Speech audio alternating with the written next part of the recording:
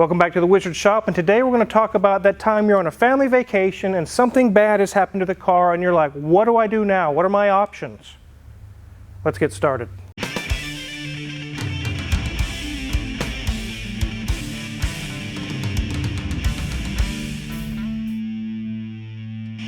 Cars come into my shop a lot for lots of repairs and things that are wrong, but sometimes you're on a trip, or you're cruising on a family vacation, or wherever it is that you're going, and something happens, but you need to get to the shop.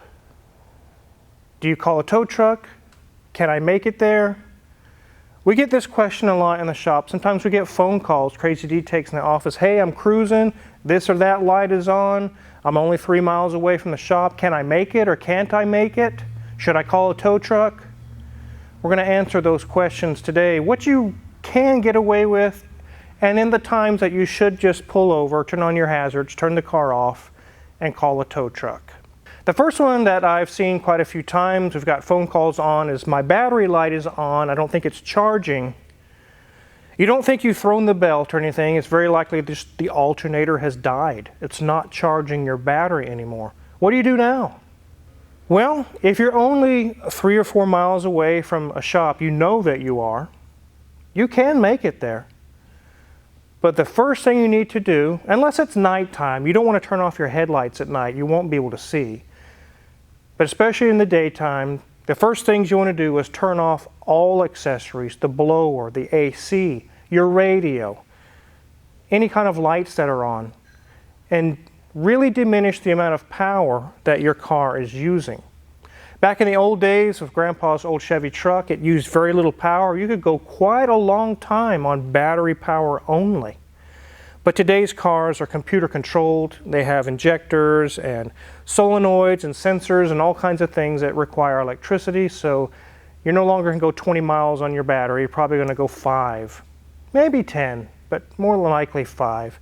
So if you turn off all of your accessories and everything and just take it easy on the accelerator, you can probably make it to a shop that's 3 or 4 miles away, or your house, or a friend's house, and save yourself a tow bill. Okay, Car Wizard, so what happens when the battery actually does die, runs out of juice? Then you're very likely stuck in the middle of traffic, or if there's just enough to get to the side of the road, you should try to do that. But then it's time to call a tow truck. Or if you can call a friend, you can go to Walmart and go get a battery, or wherever your favorite place is to get a battery. You can change that on the side of the road. But if mechanics is really not your thing, it's probably time to call a tow truck. Any of these tips we're giving today, you definitely want to stay in the right-hand lane, so if it gets worse or you just need to go ahead and pull over, you can do it right away and get into the emergency lane. So let's move on to the next one. The next one, I've actually taken a phone call on this, actually a few of them, but I remember one recently where they said, my brakes kind of work, something has happened, I see fluid on the road, I got partial brakes, I think either the front or the rear, something has give out, my brakes are given out. If they go complete to the floor and they don't do anything, you probably should call a tow truck. But if you know, I'm 3 or 4 miles away from a shop, if I can just get there, I could save the tow bill and get this handled. No muffler Newton, thanks. What you're going to need to do is get into the right lane and do not exceed 20 miles an hour. Coast really slowly. 20 miles an hour and under, whatever brakes you have left can bring you to a stop. Or your emergency / parking brake, which is in some cars is a handbrake. On some cars you use your foot, it's on the far left, and it makes the ratcheting noise when you do it like that. That's what those brakes are for. You can use those brakes to come to a stop. Again, you don't want to get up to 60 miles an hour in this scenario. 20 or less, maybe even 10, and you can coax it down to the local shop or your house or whatever, and it can get you there. You can also put your transmission, whether a manual or an automatic, into a first, second gear scenario, so it's kind of not going too, you don't want it to ramp up too fast, too quickly. Sometimes brakes gradually degrade, or things happen to where you gradually lose braking performance and the average person doesn't even notice. And then one day it finally does give out, and then we're in this scenario. So it's very likely you could be in the process of brake failure. If you haven't been to the shop lately to have your brakes inspected, definitely do that. Again, I don't recommend doing this in heavy traffic or stop and go traffic. It's just if you're on the highway, you notice your brakes give out, you just needed to get somewhere and get it fixed or parked at your house or whatever. You can get home, just be very careful. And like I mentioned, please do not exceed 20 miles an hour. You could get yourself above the braking performance of what you have left in your brakes. If your brakes are spongy or they're going halfway to the floor, very likely you have a fluid loss somewhere. It could be a burst hose, it could be a caliper that's the seals have gone out. And it really needs to get to the shop to get to the bottom of it and find out what happened. So, on to the next. So you guys have seen the Citroen in a previous video where we mentioned the steering rack is leaking and it's got a few other things to get fixed before it gets to the finish line. But it brings to mind that you've lost power steering. It doesn't mean the belts come off or something like that. If that happens on a serpentine belt vehicle, you usually lose water pump, power steering, AC. You probably should pull over and call a tow truck. You don't want to overheat your engine. But if the power steering pump or the rack has failed and you've lost power steering all of a sudden, the steering wheel at a dead stop is going to be almost impossible to turn, especially for someone who's small framed or small build. They're really not going to be able to do anything with this steering wheel. You can drive this way. Once you get cruising on the highway, the steering, it'll be tight, but it'll still work. You can still drive. The key thing here is if you need to get somewhere, you need to get to the shop or to your house, you can't move the steering wheel at the red light. The thing is that you need to do is get rolling. Once you get rolling, maybe even 2 or 3 miles an hour, you'll notice the steering wheel starts to become easier to turn, and you can at least utilize the steering wheel. But don't freak out and you're like, it won't move, it's stuck, I can't go anywhere. Yeah, you can go somewhere.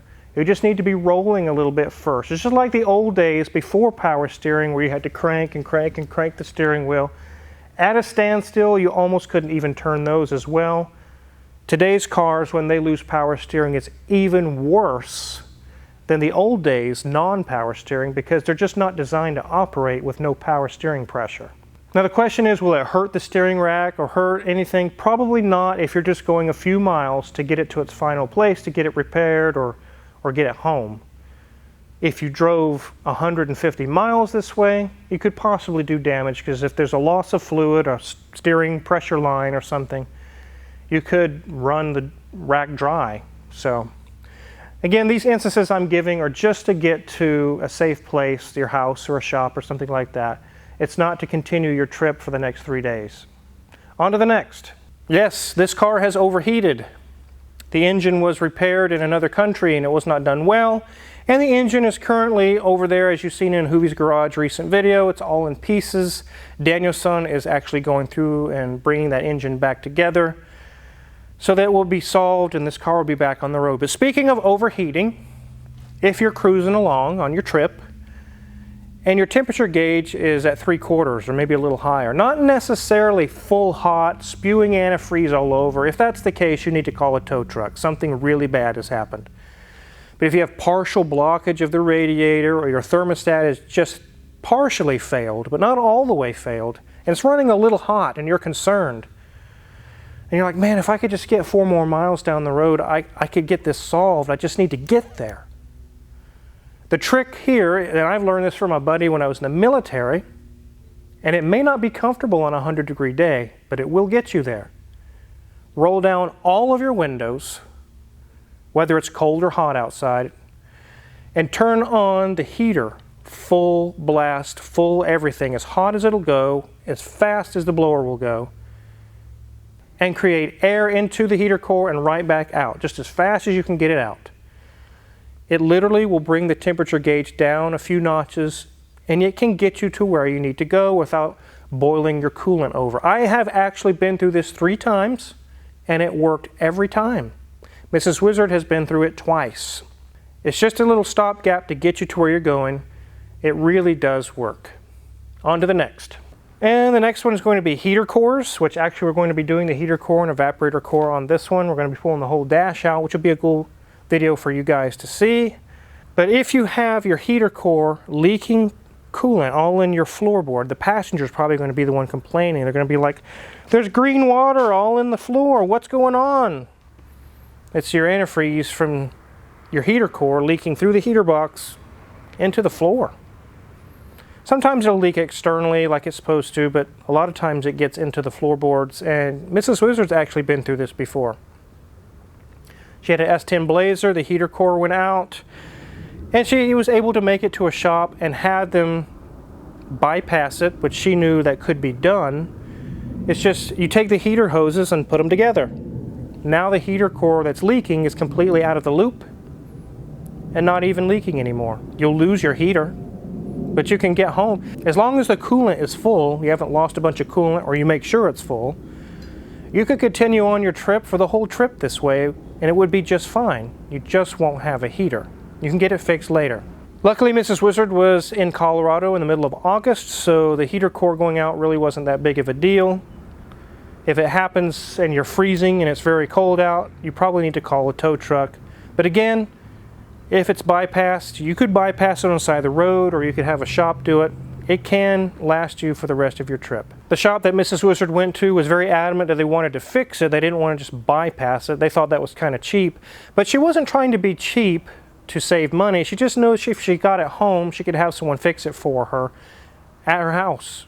So she just needed to get home. And it worked. Well, we're next to a BMW. It probably already has warning lights on. They all have warning lights on. Well, these old ones actually aren't so bad, but the new ones that, you know, you're driving along and bong, there's that BMW bong.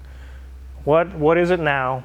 In fact, if you watch 100% Jake's channel, he has a BMW dash as part of his intro song, and the check engine light comes on, because it just happens all the time on those. But anyways, what we're talking about now is you're cruising along and the little oil pressure light comes on. Maybe it's just flickering on and off a little bit, or it just comes on. The first thing you need to do is find out if it's out of oil.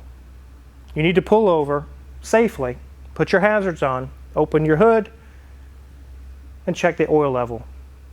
It may be that it's just out of oil. In today's world, the engines are designed with very low tension piston rings, and the way they design cars today, if you turn your 5,000 mile oil change into 25,000 miles, it's very likely it will use up all of its own oil and run itself dry. If you go 500 miles, it loses half a quart, which some older cars can, and a dealership will tell you that's normal. Keep driving. And you do that 500 miles, 1,000, 2,000, it can literally run itself out of oil. People are like, where'd the oil go? You burned it all. Unfortunately, that's the way some of the new engines run. It may be that it leaked all the oil out. You need to discover when you're on the side of the road, kind of look underneath and see if it's leaking somewhere. It may need to get a tow truck anyways. If the oil checks out and it's nice and full, start the engine again and listen.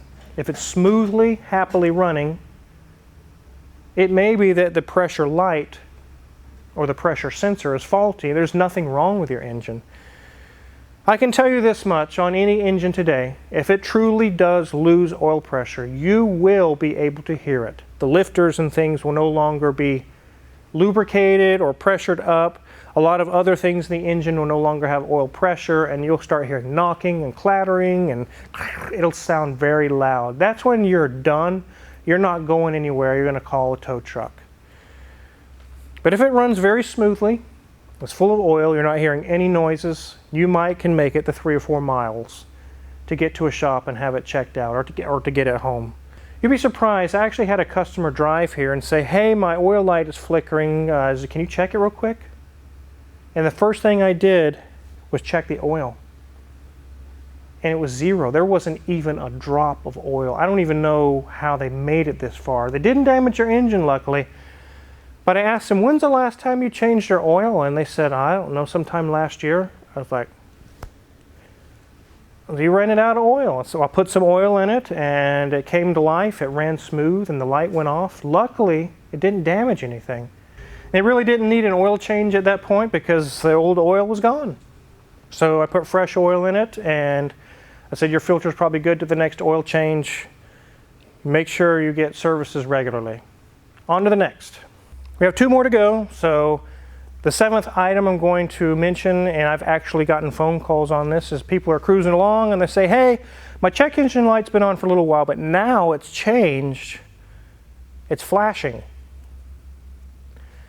And part of OBD requirements on pretty much any vehicle that's sold in the United States, I don't know about the rest of the world, but I know in the United States, if the check engine light is flashing, it indicates that there is a potential to damage the catalytic converters. There's a misfire or fuel readings or something's wrong, the computer's noticing that unburnt fuel is being dumped into the catalytic converters. It's flashing to say, hey, if you don't stop or you don't get this fixed, you could totally roach out your catalytic converters. And then we know today, catalytic converters cost a lot of money. This wouldn't be a $300 fix. It could be a $2,000 or $3,000 fix. And that's if you can even get the catalytic converter. There's been many vehicles I've had to turn away. Hey, your cats are not plugged, but they are bad. I can't even sell you one right now because they're on back order. There are none. So that could happen as well. So if you're driving along and you see it's flashing, you're probably okay to get home or to the nearest service station, but you definitely need to get the codes checked. Is there a misfire or something? Get it resolved, because if you drive for days and days like that, you very likely will toast your catalytic converters. So that's why it's flashing. That's what that means. On to the last one. And here we are outside the shop. How many of us owns a Toyota or a Honda and we've had that pesky maintenance light come on? You'd be surprised how many times we've got phone calls where a person on the other end is losing their mind. They're like, oh my God, the maintenance light is on. Is it going to die? Is my engine going to blow up? No, because it's not the check engine light. It just says service or maintenance. That means it's time for an oil change. It doesn't mean anything's wrong. It doesn't mean your engine's going to blow up. So if you're on a trip and it's not an orange engine-shaped light that says check engine that comes on, if it's just a little small service soon or maintenance, you're fine to drive the rest of your trip. There's no trouble. The next time you get a chance, go get your service done, get it taken care of, and they'll clear that light out for you. It's just time for an oil change. It doesn't mean the end of the world. It doesn't mean that your car's about to catch on fire. And while we're at it, we all know on Toyotas that if one small thing happens, like a misfire or a catalytic converter goes bad, they like to turn on 12 lights, your ABS, your traction control. Some of them will even turn off your cruise control and turn off your air conditioning. It's kind of forced repair. We live in a world today, and it's going to get worse.